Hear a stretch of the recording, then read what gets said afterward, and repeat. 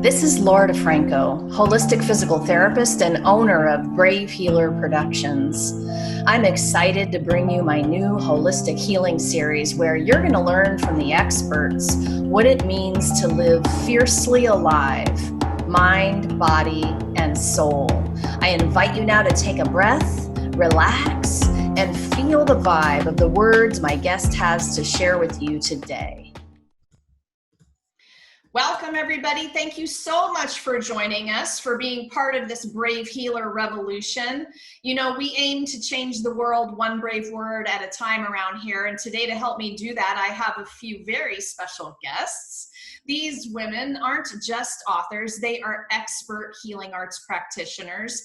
Please help me welcome three of the contributing authors to the Ultimate Guide to Self-Healing book series, volume 3 today, you guys. Hey, ladies. Hey, how are you? How are you? I'm so happy to have you all here today. So you guys, the first book in the series was born back at the beginning of COVID. I literally woke up one morning and asked a group of my healer friends if they wanted to help me teach the world how to heal at home. We had all just in a day lost the ability to go out to our people that we were using for support and healing and all of that good stuff. And so the books became an idea to give people a toolkit, to ways to empower themselves to do these amazing things at home by themselves. And here now, just 5 months later, I am so proud to announce that our third volume of those books will be launching soon. So over the next few weeks, I'm going to introduce you to these amazing, brilliant, wise, heart-centered badasses who said yes to this project. Ladies, thank you for saying yes to this. Jyothi Dugar is changing the world by bringing transformational, authentic leadership to the corporate setting that combines mental fitness, energy intelligence, science, and psychology using simple techniques to increase performance, happiness, relationships, and resilience of leaders and their teams. Jyothi is a cybersecurity executive, holistic wellness specialist, author, and speaker. I also have with me today, Pat, I want to say Perrier. You can. Go ahead. She didn't want me to call her the drink, I guess. I don't blame her. Perrier, right? Okay, Right. Pat Perrier. She believes learning is a lifelong pursuit. As a studio owner, she strives to make Just Breathe Yoga a place where students feel welcome, seen, and heard. As a teacher, she believes in 2 ways to cultivate a life practice: laugh and learn to listen to your body's own wisdom. And I have Sangeeta Patel. She's the owner and practitioner of Om Divine Healing. Using her skills as a Reiki master, angel card reader, and meditation guide, she helps others heal emotional wounds and childhood trauma to create healthy relationships, a positive outlook on life, and abundance to achieve their dreams. Powerful women with me here today, you guys. And after the show, please, I'll hook you up with their websites down in those show notes so you can explore some more. Pat, I'm starting with you, girl. Hey. So talk to me about the chapter that you wrote and about the tool that you're sharing with the world. This one is about breathing. Yep. And it sounds ridiculously simple, but I have found through years and years of teaching that when I tell people to inhale and exhale, it all happens right up here in the throat, or maybe to the collarbones if I get really lucky. And people forget that, and especially women, we've been told to suck in and take our shoulders back and then try and breathe, and that is physiologically impossible. So my job is to give you a tool to help you breathe to get through these awfully chaotic times and reap the benefits when it's not so crazy out there in the world. Yeah, you guys, what you're going to find in the books is there are going to be, any of these master teachers could have picked many different dozens of tools that they could have taught you. And of course, breath work and breathing is one of the foundational ones, in my opinion. And you're going to find that throughout the books, you'll hear about breathing quite a lot in all of the different chapters. And I thank Pat for taking on breathing as a tool in and of itself. It is so important, so foundational, and can be so profound. Why, Pat? Why is Because, that? well, it's profound because from the time we left our babyhood and started about maybe teenage years, we forgot what a good full breath feels like. We forgot what it tastes like. We forgot what it does for our brains. If you look at how a baby breathes, they don't care. They breathe from the base of their throat to the base of their belly button. And that's the way we should be breathing as functioning human beings. And we've forgotten to do that. Not only that, but our own posture. We're like this over a keyboard, we're hunched, or we're clutching a steering wheel or doing whatever it is we're doing. We really need to just balance our bodies over our hips as we sit and fill up. I like to call it filling up the container. So fill it up from the notch in your throat past your belly button, and then let it all go. And of course, a lot of things happen over a lifetime to lock that breathing down. I catch myself holding my breath quite a lot. And right now, we're in the middle of a pandemic, and people have probably one of the highest levels of stress and anxiety they've ever experienced in our lifetime. And so, not only is this important, but also just cutting yourself some slack about it, right? It's about just being aware, right? It's totally, everybody in my class knows, and they almost parrot it. It's almost a parody because we'll get through something and I'll say, this is a practice, not a perfect. I love And it's all that. good. I might have to quote you on that one. I'll make you a poster of that Thank one. you. I would love that. I love it. Thank you, Pat.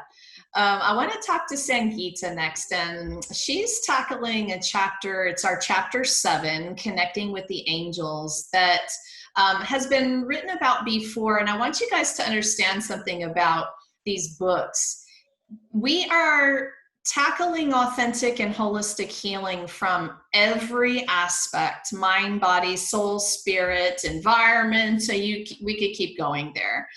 And why are we doing that? Because we realize that there are possibilities, there are things that you probably don't know about that could greatly affect your health and your joy and your healing and your happiness. So, Sangeeta, talk to us about your chapter and the tool that you're teaching the readers. Yeah, so it's basically about angels, and I was introduced to angels 10 years back. At that time, I was very skeptical. I have no idea. But slowly and gradually with practice, I got so many incidents, not so many incidents, but experience about the angels, where they actually came in, show me the sign that no, we are real. And one experience I always like to share with everybody. It was a winter time. I went and dropped off my kids because they used to go to private school. And when I pulled my car into driveway, it was really winter time. I think it was a little bit snowing. I saw white, two beautiful dogs. One was pure white, one was a little bit white and pink. And as soon as I went to try to grab my phone to get a pictures, they flew away. So, of course, it's the big hand is of my guru, my mentor, my mother, everything. She is my mentor. So she introduced me to angels. And, it's very, people, we forget in daily life that it's very easy for us to connect with angels. And we can call them every time we need a help. I sometimes forget, but then I remind myself. And I think it's always there. I'm always surrounded with them. The only thing is we need to ask their help.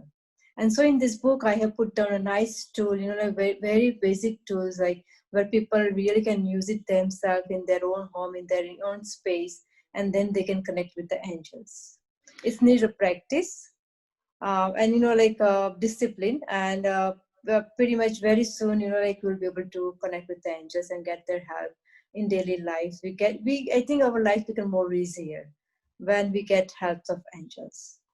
I remember coming across this topic for the first time and just realizing that I had a posse and that I could talk to them, and that I wasn't sitting here alone in this big bad world without divine support if I wanted it. But the thing was remembering and reminding myself that that was even available to me. And I had to start to hear people talk about it, because it wasn't something I was taught in the very beginning as a child. It was something that came to me much later, you know, as an adult. And so you mentioned being skeptical at first, and I'm happy that you said that. So if you were speaking to an adult who was understanding this topic for the first time, what might you say to them in terms of that?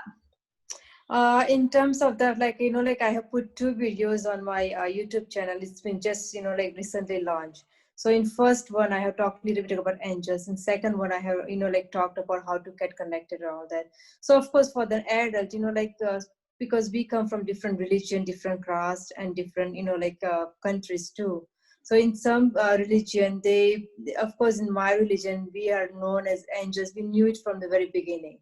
Like we have, you know, like all these deities and all these god and goddesses. So they are one of the forms of, you know, like angels too.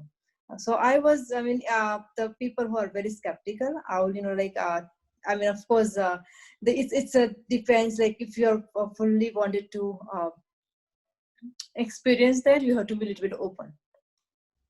That's right? So And true. so I give them a tool that, you know, I always ask my clients to go with the meditations, and I have put in the tool like how to go and sit down and do meditations, and how you need to know that, okay, it's an angels. And because sometimes when it happened with me also, when I started my journey, I used to doubt a lot that, okay, this is something from my, you know, sometimes the thoughts, or sometimes it's an angel. So I always get the validations, like, you know, like if I will always ask them that what is the time. I will write it down and I will look at the time, and that's exactly the time what it was. So, you know, like it's comes with the practice. Of course, you know, like you need to have a little bit more practice, dedication. And I always tell everybody to connect with the angels at nighttime. Nighttime is the best way to connect with them, because they get connected with us very fast and, you know, like very soon. So, you know, like, of course, you know, I have put down in the chapter, everybody would definitely love, you know, like going to my chapters and reading the tools. And definitely I also write down to help people eventually to connect with the angels. I write down angels prayers. So that's, you know, it's like icing on a cake. So that's people get connected faster. Yes. Yeah, it's wonderful. You've mentioned practice and the word discipline a bunch of times, and I want you guys who are watching to understand that all of these kinds of tools definitely as a practice become way more powerful when you create a discipline out of the practice and make it your daily routine to connect. Then, oh wow, powerful isn't the word. It becomes something magical. I used that M word a couple of times. But the other M word that Sangeeta just used was meditation. And I know a lot of people, it freaks them out because they think that we mean that they need to sit on a pillow for an hour with their legs crossed, and somehow they can't do that, right? So there are a lot of people who are afraid of that practice for whatever reason. But what I love about you guys, all of you, is that, and part of the mission of the book, seriously, was to teach the practical tool in the book so that a person could have an experience with it. But there's something else we're doing, you guys. We've got a private Facebook group for book owners, and that's a place where you get to rub elbows with these expert authors, and now we've got 75 of them in that group. They're going to be doing free trainings inside the group for their topics. You know, where else do you get something like this when you've read a healer's book, a practitioner's book, right? And so remember that I'll be also hooking you guys up in the show notes so that you can come into the group and ask questions and watch the live trainings. And of course, you're going to be able to explore the authors' websites where they have things like Sangeeta is talking about, their videos. Oh my goodness. Thank you all for being so generous with what you're offering people and how they can start this journey, because you guys all know sometimes it's just about taking that first step, right? And some of these topics people haven't heard about ever before. My favorite question ever: what if there's something you haven't learned yet that could change everything? And I think the book is full of those somethings, right? So Jyoti, I want you to talk about your chapter for a moment. It is chapter 13. We're going to bust burnout with you, and I'm happy about that. Tell us more. Sure. It says busting burnout for badass leaders. I like the triple B because, you know, I'm a poet and I like those kinds of things. Yes. And even if you think you're not a leader in the corporate environment or an entrepreneur, you are still a leader of yourself. And we all are. So my goal is to bring a lot of these techniques that Pat talked about and Sangeeta talked about that, and Laura, you had also mentioned that people might think that, oh, I can't do meditation. I'm just not a meditation type of person, or I'm not a wellness type of person. And what they often forget, especially if you're in the corporate setting, you have a ton of other chaos that's going on around you and within you, and you feel like you just don't have time to do these things. You don't have time to get in find a quiet space. Maybe you have kids running around. I have 3 kids myself. And you just feel like these are tools that are for somebody else. So my goal has been to bring in these types of wellness tools and also differentiate the types of chaos. There are different types of chaos, and there are types that you actually invite in to yourself, believe it or not, which I talk about in my chapter, in bits and pieces. So Larry, it's a great segue because you had mentioned, how do we incorporate these wellness techniques and tips into our normal life and integrate them into our lifestyle without having to spend dedicated hours and hours in the day. So I believe in what you do most is what counts. So if you're able to spend 2 minutes, 3 minutes, 5 minutes within an hour each day, that starts accumulating in your mind, body, and energy. So if you can spend take that 5 minutes out of every hour and do a breathing technique, or do a 5-minute meditation, or do a really quick brain rewiring technique, which I also mentioned briefly. That's all it takes. And if you're able to do that in your waking hours, if you can get it to an hour, that's great. Even if it's every 2 hours, that's still, you know, with time you can do it more often. But that's really what's going to help integrate these kinds of great wellness techniques into your normal day without having to spend think of it as dedicated time or one more thing on your plate. Definitely, that's the beginning of the practice, right? Yes, most definitely. And it's what you do most that counts. So if you spend 23 hours out of your day feeling tired, burnt out, stressed, overwhelmed, all this chaos, but then you spend that 1 hour meditating, that's great. But, you know, are you really able to bring that meditation or that breathing or that yoga or whatever other practice you may be doing into like your normal day? If not, then you know, you might want to start with just doing little bits throughout the day and seeing the cumulative effect it has on you. So I'm going to stay with you, Jyoti, for a minute for this next question. I know that I've come up in my own practice with people who have been to 10 doctors and had only, at best, temporary relief or results, and they're losing hope. And I know that a lot of people who are seeking and interested in holistic healing and really these kinds of books may be at the breaking point. And so what would you tell somebody who's losing hope about feeling better? Sure, that's great. And in my story, in my chapter, I talked about my own healing journey and when I was given 6 weeks to live after my 3rd baby was born. And these are the techniques that really worked for me. So yes, there might be times you actually have to seek out a therapist or a wellness practitioner and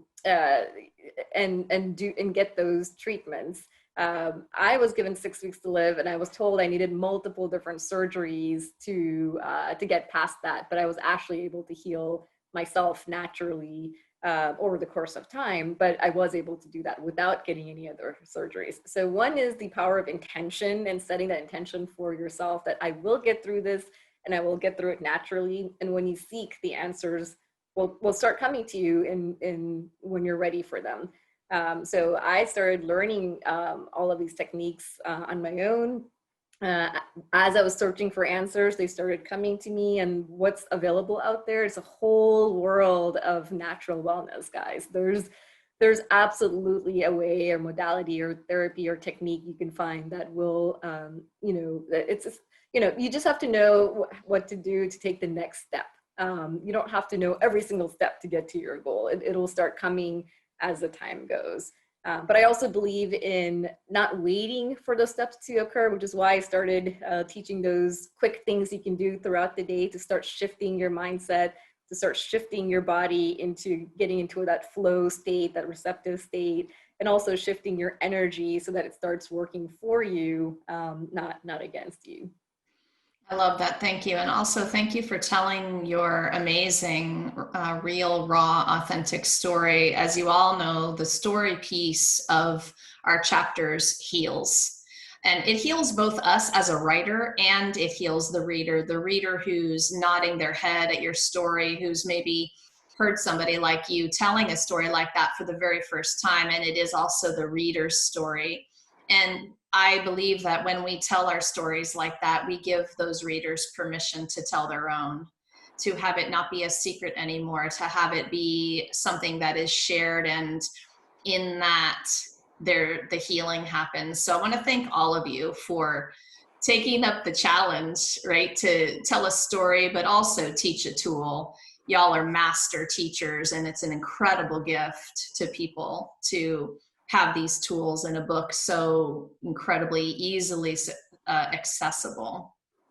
Sangeeta, talk to me about, what is something that you would say to somebody who's losing hope?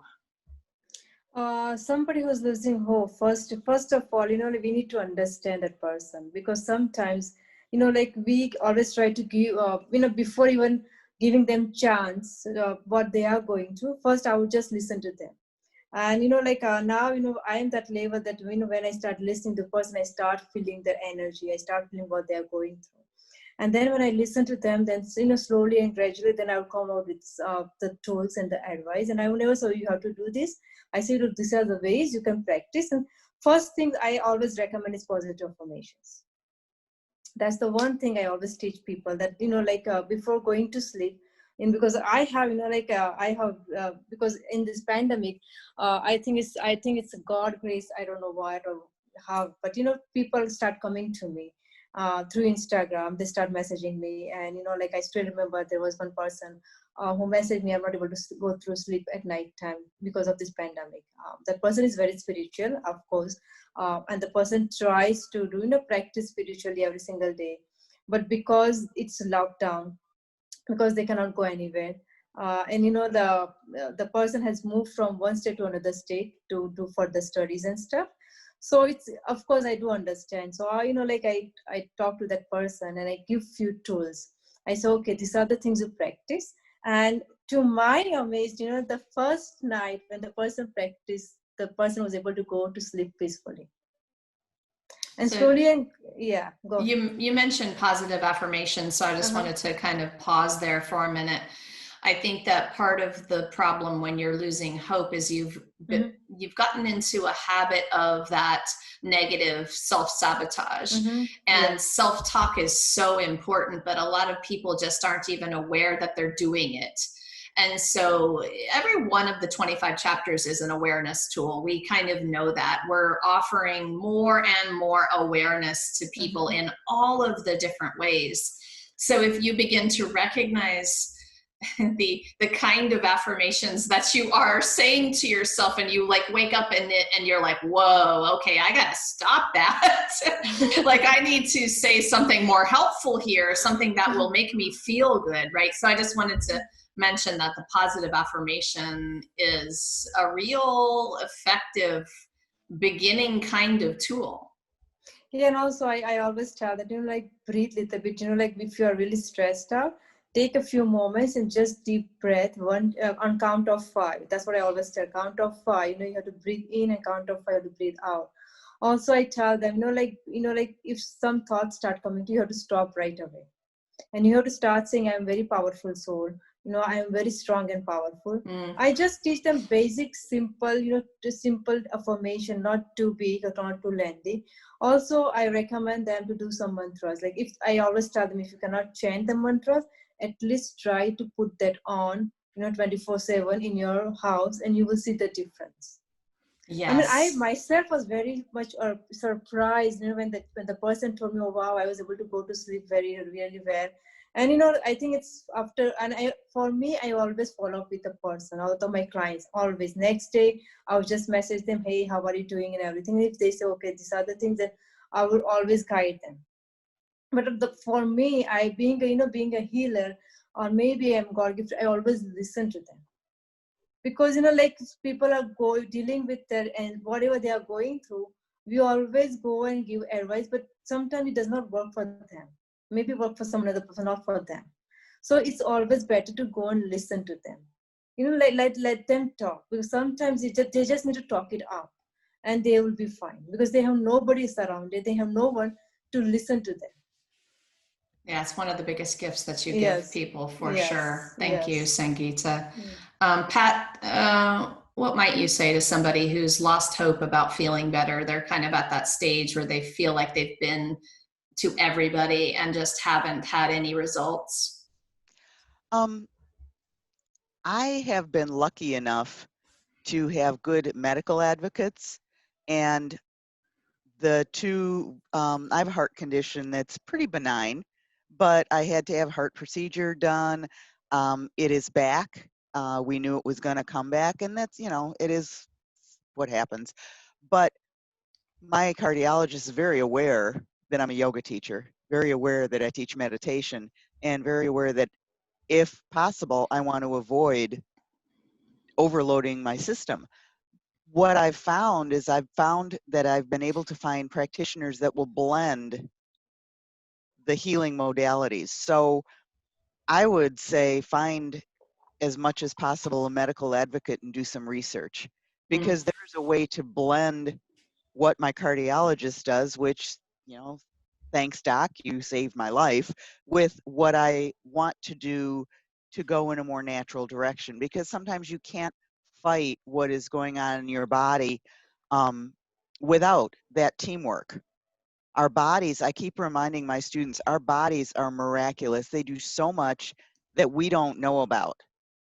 And then we ask them to do more. So the fact that you have gratitude for the container you're living in is a very, very basic beginning.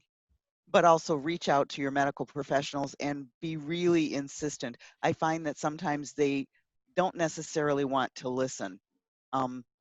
I clearly remember when the doctor was explaining what he was going to do to my heart. He was going like 90 miles an hour, and I literally grabbed him by the tie and said, "You need to slow down," because You grabbed him by the tie, for real? I grabbed him by the tie and I said, "I know that you're really enthused about this, but I'm 57 years old and I'm scared witless." That was when I had my first procedure. I said, "I cannot imagine you talking at this rate of speed to an 80-year-old that has to have this done. You need to slow down." And he stopped dead in his tracks and he blinked a couple of times. And then he took a breath and re-explained where I could really kind of grasp what was going on. So, I mean, I don't recommend grabbing them by the tie all the time, but be assertive. Yeah. Use the power that you have. Use your voice, even if it shakes, and just say, "Hey, you've got an MD behind your name or whatever other initials. I rely on you to tell me and to tell me how I'm able to understand it. That's your job." Yes. Can I bring you to my next appointment? Sure. I remember, you're just making me think about it, right? And how I grew up in that Western medical system, being so afraid to speak up for myself. And it was usually, so if mom was with me or if somebody was with me who was supposed to be that voice and they weren't either, then that was even worse, because what I learned was that you just sat quietly and listened to whatever they said and you did whatever they said to do. And how disempowering. Holy moly. Well, and on top of that, depending on your provider, I had a doctor at one point who is no longer my doctor for a number of reasons, say to me, well, I have 14 minutes per patient. And I said, well, I don't see you but once a year, and I have 15 questions. So deal, because this is the time I set aside for you. And on top of the fact that you were 45 minutes late for my appointment, now I have more questions. So yeah, good so for I you. think that when you use this Western model, you really have to stand up and you really have to say, this is what I need from you. If you want to tell me that something's going wrong, or I have to have a procedure, or I need a different prescription, it's your duty to explain that to me. It's Right. not me going out to Dr. Google. It's your duty to explain that. Definitely. So Laura, can I Pat, add to that? yeah, really quick? please. Yep. Yes.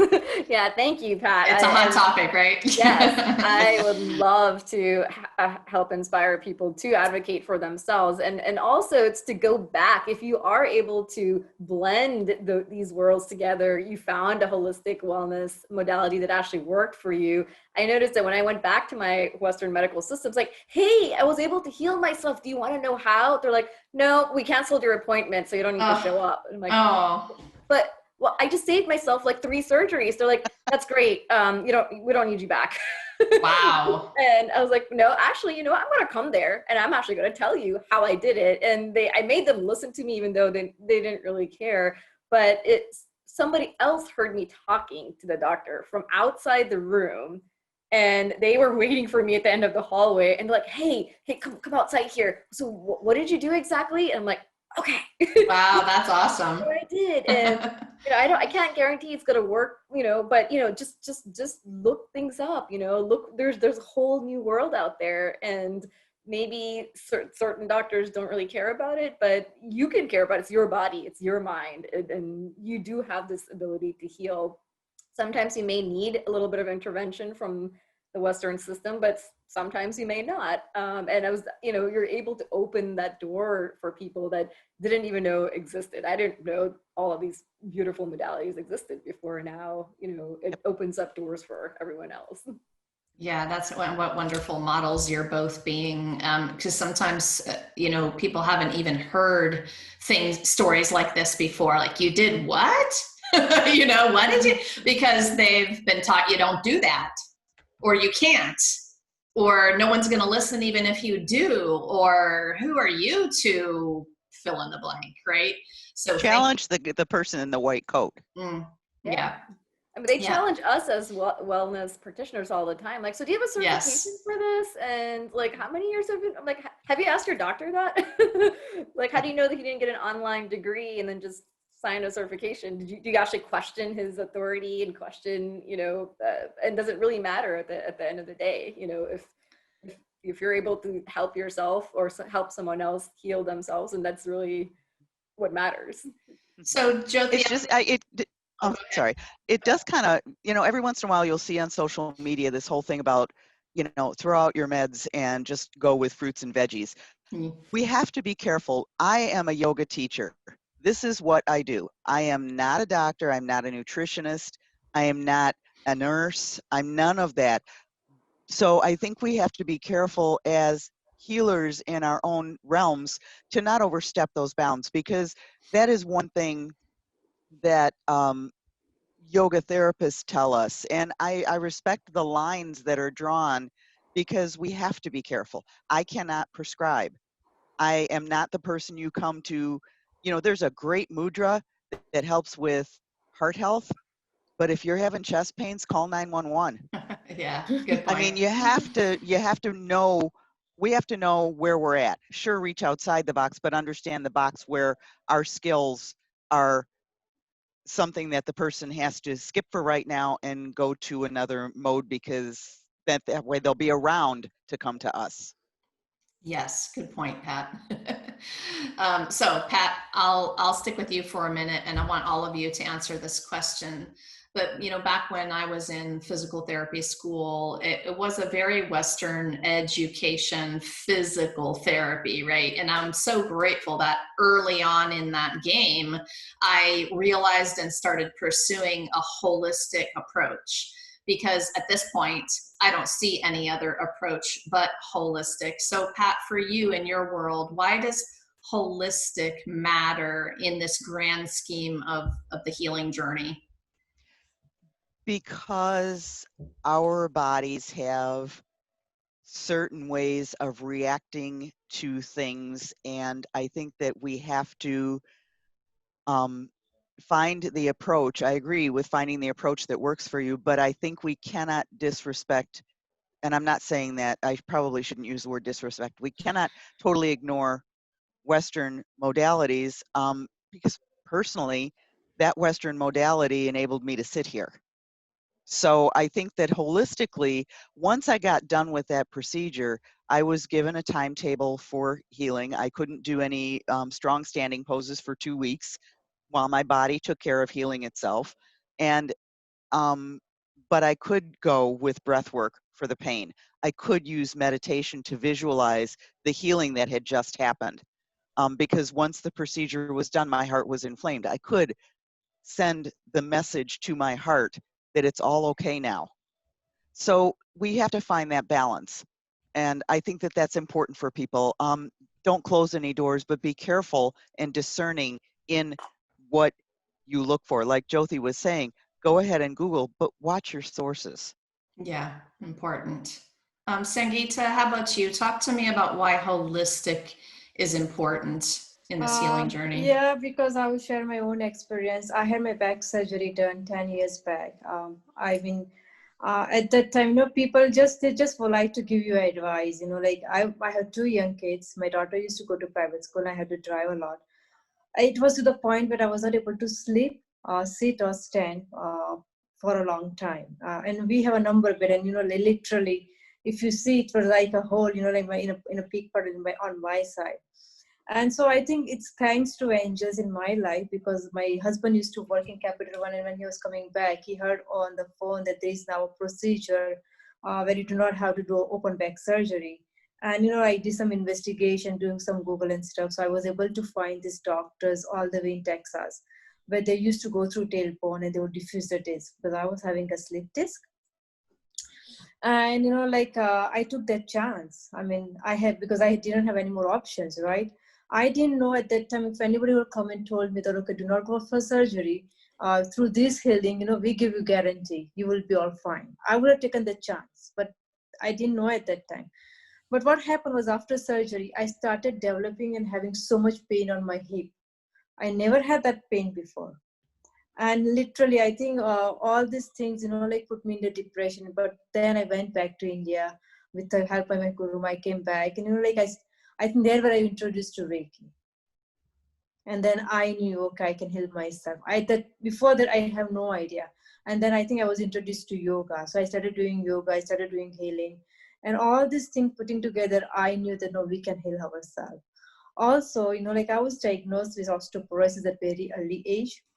And I was clueless. I don't know what's going on. But, I started following this another person who is known as the father of healing, Dr. Shivananji. And in his one online, a seminar, one online thing, I have released my childhood trauma, which was associated, or which was the reason for me to have osteoporosis. And also I forgot to mention, but I had something called polyps, and I used to go see one gynecologist, right? And she didn't like it when I said, I don't want to go for surgery. I do healing, and I know I can heal myself. And she said, oh, and thank God she herself told me, go and change a doctor. And I was very happy and glad that I changed my doctor.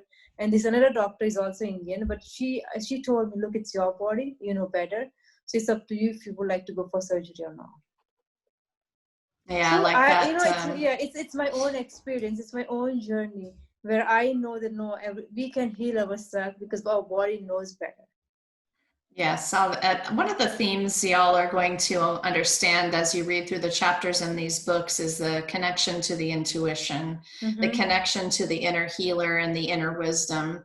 And all of these ladies are talking about different ways that you're doing that as a basic foundational tool for moving along your path, whatever choice you make. you know, Western medicine saves lives. Holistic medicine can bring you to a deeper level of healing that you didn't even know was possible. All of the different choices we have to, you know, opportunities we have here. But if you're making those decisions from that connected place, then that is something I think that every author is teaching, and it's so, so important. Jyoti, talk to me about holistic in this general sense. Why is this important?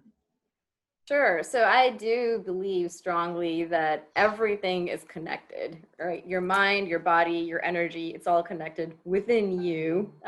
You are connected to others around you, and all of us are connected to each other in some way or shape or form through energy, because we all boil down to an energy form. So I just from my own journeys throughout life, I've noticed that when I had a dislocated bone in my foot, I went to 5 different surgeons and 5 different doctors, and they all said 5 different things. And really what I ended up healing myself even at that point in time at a very, very young age, because the one, I actually went to a restorative physical therapist that actually said, well, yes, you do have this extra bone in your foot, but that doesn't mean we just have to do surgery to get rid of it just because you did something to traumatize it. We basically need to look at how you're walking, you know, how you're carrying yourself, how you're sleeping, how you're sitting, and everything is all connected. And she said, give me 4 weeks and let's just try it out. You know, let's make all these changes in how you do things. Within that 4 weeks, my bone, and then she did some energy work. Now I actually know what it is, because I didn't really know what she was doing at the time. She called it light therapy, but she was able to actually move the bone back into place. And then, so that helped with the healing the bone, but then it's because of all the other lifestyle changes that I was doing on my own to not cause myself further harm that really enabled me to not get the surgery and kind of continue about my day. So I have so many examples of that. And one client I worked with had heart issues, and she was about to go for surgery. And, you know, like Pat was saying, I never tell people, oh, no, you don't need the surgery. I can heal this, or I can help you heal this. I would never say that. But I said, okay, let's just, you know, how much time do you have? When is your surgery? Oh, it's 2 months. Okay, that's 2 months. That's a reasonable amount of time. Let's see what we can do within that 2 months to either get you in a better state for the surgery, or maybe prepare your body, or, you know, make your decision at that 2-month mark, which is what I did for myself in the six week mark. And what we found out was, as Sangeeta was saying, some of this comes from childhood trauma, maybe even when you were in your mother's womb and your mother had trauma, or maybe she had some sort of feelings or negative emotions that then go to the baby. Some of it could be past life issues.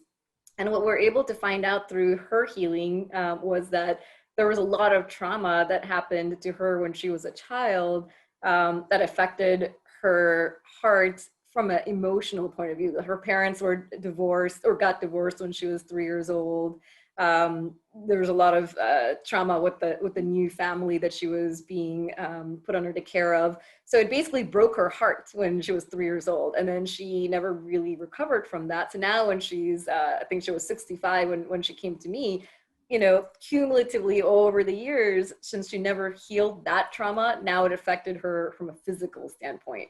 So as we were able to heal her childhood trauma, slowly her heart started physically getting better too. And she actually ended up not getting the surgery. And now she knows how to recognize how her mental thoughts and her emotions actually affect her physical body. I love that. It's interesting. Each of us today have stories about surgery specifically. The interviews have been interesting with all of the authors. There always seems to be a commonality. And surgery is an interesting topic, especially when people feel kind of hopeless about their choices. They've just been given a surgical opinion and they don't really know enough about holistic healing to know that there's other things that they could be doing. And I think it's important to talk about these things to give people the idea of what's out there, what's possible. And there's another question that I love. What else is possible here? So when you're feeling really bad about a particular choice you're faced with, do you have the means to go get that second opinion? Or, can you talk to a couple of people who do things holistically and just see what they say? And somebody said it earlier, remain open, have an open mind, have a beginner's mind about what could be possible. Just get into some different kinds of discussions about it. Because the one truth is, no matter what the topic is, you will find somebody at this end of the spectrum who will tell you this thing, and you will find someone over here who will tell you the complete opposite thing. So it makes it very frustrating sometimes, right? So I'm going to come back into how do you trust your own inner guide in terms of making the choices and getting the best support and getting that person who will really listen and who will slow down past the 14-minute mark and actually answer your 15 questions. And right. And so I guess what I want to say lastly here today is that you have, viewers, you have a group of practitioners here, coaches, healing arts practitioners, healers who really do care about this. They all have been on their very unique journeys, as you've heard today. They have amazing, powerful stories to tell you, and they really care, and they will listen to what is going on with you. So come explore. Down in those show notes, you're going to see our websites. I know that Pat has a website that I think I may have mentioned some other website at the beginning of the show, but you're going to find her at yoga.patperrier.com. Did I get that one right? Yep. Okay, good. And Jyothi, tell us your website. I didn't write it down. Sure. It's jyothidugar.com. Awesome. Okay, that was easy, right? I should have remembered that one. And Sangeeta is at omdivinehealing.com. I'm going to link you guys up down below in the notes. Ladies, thank you so much for what you do in the world and for being here today to share it with everybody. Thank you so Thank you much. for having us. Thank you so much, and namaste, guys. Thank you so much. It was nice meeting you. So one last message for all of our viewers today. I want you to really receive these words. Take a breath and feel this. You were born, so you're worthy. Your message matters. What if the thing you're still a little afraid to share is exactly what someone needs to hear to change or even save their life? It's time to be brave. See you next time, everybody. Bye, ladies. Bye.